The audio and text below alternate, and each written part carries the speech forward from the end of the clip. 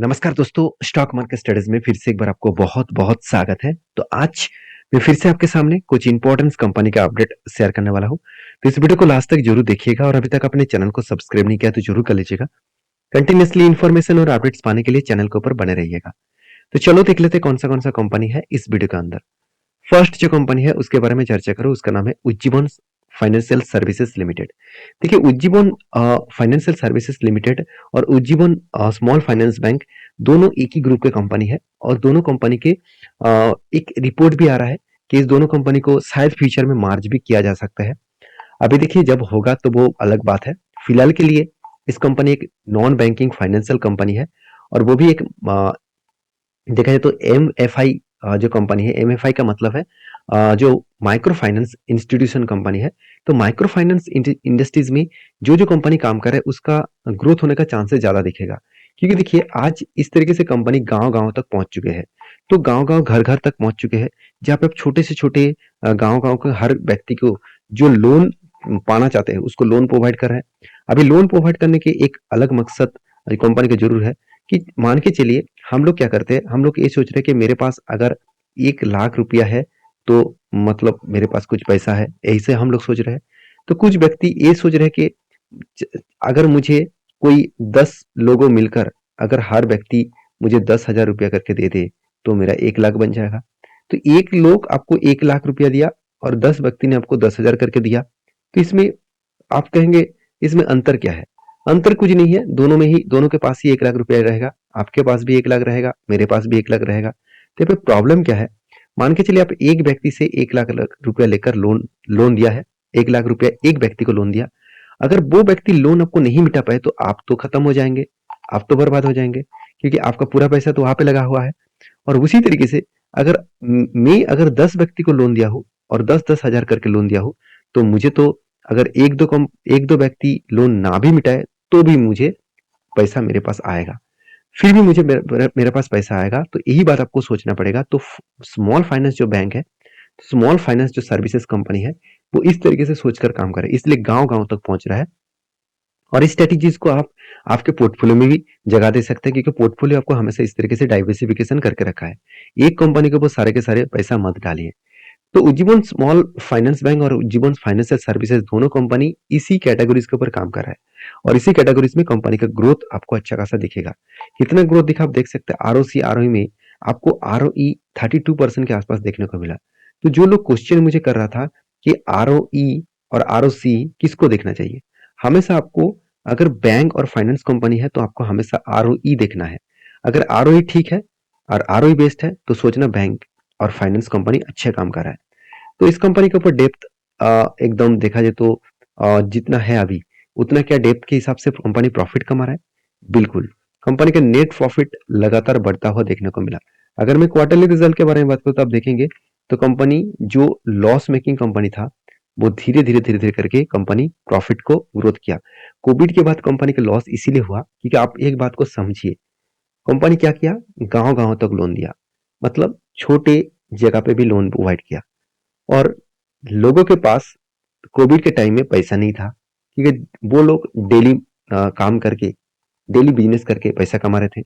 और लॉकडाउन के चलते है उस सारे व्यक्ति का मतलब बिजनेस खत्म हो गया। वो सारे लोग बिजनेस नहीं कर पाए। जो लोन लिया गया था वो लोन को मिटा भी नहीं पाए। तो जिसके लिए कंपनी के ऊपर क्या हुआ, बड़ा सा एक घाटा देखने को मिला। अभी हर व्यक्ति बिजनेस को अच्छी तरीके से कर रहा है और सिचुएशन वाइज देखा जाए तो कंपनी के ऊपर अच्छा खासा ग्रोथ इसीलिए प्रॉफिट ग्रोथ इसीलिए दिख रहा है क्योंकि हर व्यक्ति टाइम टू टाइम रिपेमेंट भी कर रहा है। अगर अर्निंग पर शेयर के बारे में बात करूं तो कंपनी का अर्निंग पर शेयर भी आपको अच्छा खासा देखने को मिल जाएगा, करीबन करीबन 18% के आसपास। तो एक अलग लेवल का ग्रोथ यहाँ पे देखने को मिले, एक अलग लेवल का सिचुएशन यहाँ पे देखने को मिला है। बाकी आपकी क्या राय है इस कंपनी के ऊपर, मुझे जरूर कमेंट्स करके बताना। तो इस कंपनी के ऊपर मैंने क्या किया, एक टेक्निकली चार्ट पैटर्न यूज किया जिसके ऊपर मैंने टेल लिया था। वो टेक्निकली चार्ट पैटर्न क्या था आप ध्यान से देखेंगे तो एक लंबा सा एक पैटर्न क्रिएट हुआ था, एक कप बना, उसके बाद एक हैंडल क्रिएट हुआ और फाइनली ब्रेकआउट हुआ। और ब्रेकआउट होने के बाद देखिए कंपनी धीरे धीरे करके टारगेट को अचीव किया। तो जब भी कुछ इस तरीके से पैटर्न क्रिएट होता है तो आपको इस पैटर्न को फॉलो अप करने से पहले कंपनी का फाइनेंशियल और फंडामेंटल्स चेकआउट करना होगा। जब दोनों चीज ठीक ठाक दिखे तब उस कंपनी के ऊपर कुछ ट्रेड डिसीजन आप ले सकते हैं। बाकी इस कंपनी के ऊपर फिलहाल की जो सिचुएशन है वो कुछ इस लेवल में एक रेंज बना है। वो रेंज में आपको बता दूं, कंपनी के एक रेंज यहाँ पे क्रिएट हुआ है। उस रेंज को अगर ब्रेकआउट करे और उसके बाद एक रिट्रेसमेंट करे तो एक बड़ा सा धमाका यहाँ पे बन सकता है। तो इसके लिए मैं इंतजार कर रहा हूँ। मैं यहाँ पे कुछ क्वांटिटी जरूर ट्रेड की हिसाब से लूंगा, और जब मैं ट्रेड लूंगा मैं आपके साथ शेयर भी करूंगा। अगर इस कंपनी के ऊपर काम करना है तो प्लीज एक बार आपकी ओपिनियन के हिसाब से जरूर करिएगा, क्योंकि मेरे तरफ से हर चीजों को सीखने को मिलेगा। मेरे तरफ से कोई भी बाय एंड सेल का रिकमेंडेशन नहीं है।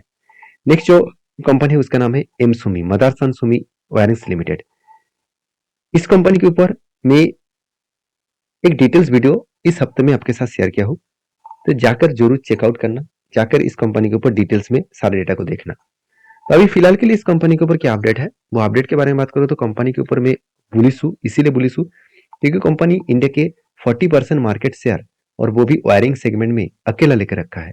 वायरिंग सेगमेंट देखिए, चाहे वो पेट्रोल का गाड़ी खरीदारी करे, चाहे वो डीजल के, चाहे वो ईवीज के ऊपर, तो सारे गाड़ी में आपको एक चीज दिखेगा, वायरिंग तो आपको दिखेगा ही दिखेगा। क्योंकि वायरिंग्स के बिना कोई भी जो पावर सिस्टम है उसको कंप्लीट नहीं कर पाएंगे। तो वायरिंग्स इंडस्ट्रीज में और वो भी जो ईवीज के वायरिंग इंडस्ट्रीज में इस कंपनी एक अलग लेवल का काम कर रहा है, और 40% मार्केट शेयर लेकर रखा है। मतलब कंपनी में एक हाई ग्रोथेबल सिचुएशन दिखेगा। मुझे एक दोस्त ने कमेंट्स किया, सर इस कंपनी ईवीज के ऊपर काम नहीं करता है। तो मैं आपको बता दूं, ईवीज के ऊपर काम करने का मतलब ये है कि सर कंपनी ईवीज गाड़ी बना रहा है, ऐसे बिल्कुल नहीं। ईवीज के ऊपर हर चीज को देखने को चाहिए। तो देखिए, जो पावर सेगमेंट है वो भी ईवीज के ऊपर भी तो जरूरत है, क्योंकि ईवीज के ऊपर सबसे ज्यादा पावर सेगमेंट का जरूरत होता है, पावर केबल्स का जरूरत होता है। तो उस सेगमेंट के ऊपर भी कंपनी काम कर रहा है। तो कंपनी की जो ग्रोथ है वो अलग लेवल का देखने को मिला, इसलिए कंपनी का डेप्थ भी कम है, और कंपनी का होल्डिंग्स भी अच्छा खासा है प्रोमोटर के। तो मुझे शानदार तरीके से दो चीज देखने को मिला। पहली बात, इंटरेस्ट कवरेज वो बहुत शानदार है। रिटर्न ऑफ कैपिटल एम्प्लॉयड 3 साल में बहुत शानदार देखने को मिला, और EBITDA मार्जिन भी ठीक है। तो कंपनी के ऊपर अगर क्वार्टरली रिजल्ट के बारे में बात करूं तो सेल्स में कोई भी कमियां नहीं छोड़ा। कंपनी फर्स्ट टाइम 2000 क्रॉसओवर किए, और एक्सपेंस को भी कंपनी कंट्रोल में रखे। उसके बाद कंपनी का नेट प्रॉफिट भी लगातार बढ़ता हुआ देखने को मिले, और एक अलग लेवल का नेट प्रॉफिट देखने को मिला है। तो उसके बाद कंपनी का जो बैलेंस शीट है उसके बारे में चर्चा करें तो कंपनी का बैलेंस शीट लगातार कंपनी के जो बोरिंग्स है वो बढ़ता हुआ देखने को मिले। उसी बेसिस में कंपनी का नेट प्रॉफिट वो भी लगातार यहाँ पे ग्रोथ होता देखने को मिले। तो CWIP के बारे में बात करें तो कंपनी के ऊपर एक अच्छा खासा एक परफॉर्मेंस यहाँ पे देखने को मिला था, मगर इस बार थोड़ा सा कम CWIP के ऊपर पैसा लगा है। CWIP का मतलब है कैपिटल वर्किंग इन प्रोसेस, मतलब कंपनी खुद के बिजनेस के ऊपर कितना पैसा लगा रहा है। तो देखिए, इतने सारे पॉइंट्स पॉजिटिव होने के कारण मैंने कंपनी के ऊपर ट्रेड लेने के लिए तैयार हूँ। पहले एक ट्रेड बना था, ऑलमोस्ट वो टारगेट अचीव हो चुके हैं, और उसके बाद फिर से एक ट्रेड बन रहा है। वो उस ट्रेड को अगर कंफर्म करे तो मैं जरूर ट्रेड लूंगा। और यहाँ पे देख ही सकते हैं एफआईएस और डीएस के पास भी अच्छा खासा होल्डिंग्स यहाँ पे देखने को मिला। करीबन डीएस के पास 17% का होल्डिंग्स है, और एफआईएस के पास 11% के आसपास होल्डिंग देखने को मिला है। अभी टेक्निकली चार्ट पैटर्न दिखाने से पहले कंपनी के ऊपर जो कुछ डेटा मैं आपको दिखा दूं। देखिए, एक टाइम कंपनी के पास क्या था, प्लेजिंग था।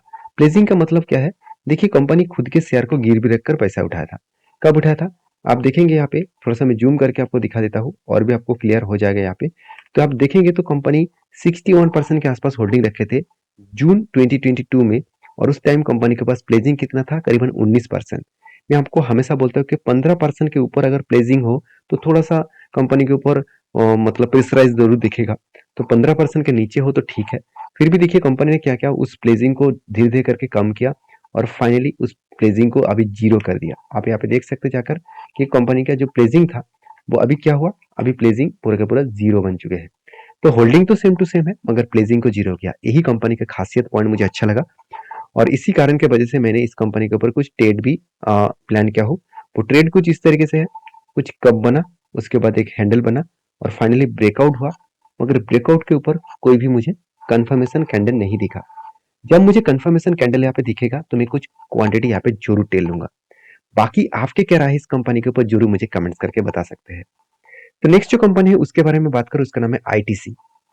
देखिए, आईटीसी जो 19 सेंचुरीज में कंपनी स्टार्ट हुआ, जिस साल में और जिस टाइम में टाटा स्टील बिजनेस को स्टार्ट किए थे 1907 में, और उसी साल के 2 साल बाद आईटीसी ने बिजनेस को स्टार्ट किया 19 सेंचुरी 1910। इस साल में कंपनी ने बिजनेस को स्टार्ट किया, और इंडिया की एक लार्जेस्ट सिगरेट मैन्युफैक्चरिंग कंपनी है।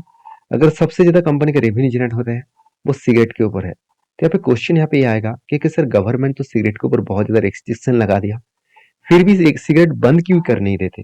देखिए, गवर्नमेंट कभी भी बंद नहीं करेगा, क्योंकि हर किसी को पता है सिगरेट का जो पैकेट्स है उसके ऊपर आपको कैंसर का बहुत सारे तस्वीर दिखेगा, आपको बहुत सारे एड्स भी दिखेगा कि सिगरेट पीने में आपको कैंसर होने का चांसेस बहुत ज़्यादा है। तो इतने सारे एड्स होने के बाद भी लोग सिगरेट पीते रहते हैं। देखिए, प्रॉब्लम यही है कि ये सारे व्यक्ति का माइंडसेट है। अगर आप चाहते हैं कि मुझे सिगरेट पीना अच्छा लगता है, चाहे मुझे कैंसर हो कुछ भी हो, तो आप कुछ भी करिए। देखिए, आप फैमिली को मतलब प्यार करते हैं, आप फैमिली के ऊपर मतलब आपके ऊपर पूरा का पूरा फैमिली डिपेंडेंट है, तो आपको इस तरीके से कुछ चीज़ों से अवॉइड करना चाहिए। तो आप कहेंगे सर हम लोग, मुझे एक दोस्तों ने अच्छा कमेंट्स किया कि सर सिगरेट हम लोग पिएंगे नहीं तो कंपनी का ग्रोथ कहाँ से होगा। ये बात सुन के मुझे तो हंसी भी आ गया, अभी भी हंसी आ रहा है। शायद आपको भी इस बात में कुछ अलग दिखे। तो मैं जरूर कहूंगा दोस्त, आप कंपनी को बड़ा करने के लिए और कंपनी से पैसा कमाने के लिए आप खुद का मतलब खुद का जीवन देने के लिए तैयार हो चुके हैं। इससे बढ़िया चीज और क्या हो सकते हैं? तो मैं रिक्वेस्ट करूंगा, ऐसे मत सोचिए। कंपनी आज कुछ सिगरेट का बिजनेस है, कल मान के चलिए गवर्नमेंट ने बता दिया कि सिगरेट का बिजनेस को बंद करना पड़ेगा, तो क्या कंपनी खत्म हो जाएगा? बिल्कुल नहीं। कंपनी पहले से ही खुद के बिजनेस को डाइवर्सिफिकेशन करके रखा है। हाँ, एक बहुत बड़ा इम्पैक्ट जरूर आएगा, क्योंकि सबसे ज्यादा रेवेन्यूज सिगरेट से ही कंपनी को मिलता है। तो अगर रेवेन्यूज के डिटेल्स के बारे में बात करूं, तो आप यहाँ पे देख सकते हैं 80% मार्केट शेयर सिगरेट के ऊपर है, और इस 80% मार्केट शेयर के लेकर कंपनी आगे बढ़ रहा है, और सिगरेट मैन्युफैक्चरिंग में इंडिया के नंबर 1 होने के कारण कंपनी के सबसे ज्यादा ग्रोथेबल सिचुएशन देखने को मिला। फिर भी कंपनी के एग्रो बिजनेस के ऊपर है, पेपर बोर्ड के ऊपर है, पेपर पैकेजिंग के ऊपर है, होटल का बिजनेस है, साथ ही साथ एफएमसीजी का बिजनेस है। इतने सारे बिजनेस होने के बाद भी कंपनी की जो ग्रोथ है वो सिगरेट के ऊपर अटके हुए है। तो मैं इस सारे पॉइंट्स इसीलिए बता रहा हूँ, क्योंकि कंपनीज के ऊपर जब भी आप निवेश करने के लिए जाएंगे तो उसका फ्यूचर विजन के बारे में सोचिए। देखिए, आईटीसी मेरे हिसाब से एक अच्छा कंपनी है, और हाँ, मैं आईटीसी के ऊपर पहले ही निवेश करके रखा हूँ एज ए होल्डिंग पर्पस में।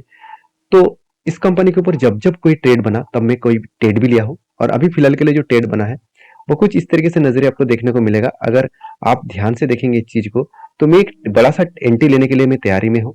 वो एंट्री कुछ इस तरीके से बनने वाला है। अगर मैं इस लेवल को मार्किंग करूँ तो कुछ इस तरीके से पैटर्न यहाँ पे क्रिएट होता देखने को मिल रहा है, एक कप बनने जा रहा है। और यहाँ पे मैं एक चलो मार्किंग भी कर देता हूँ।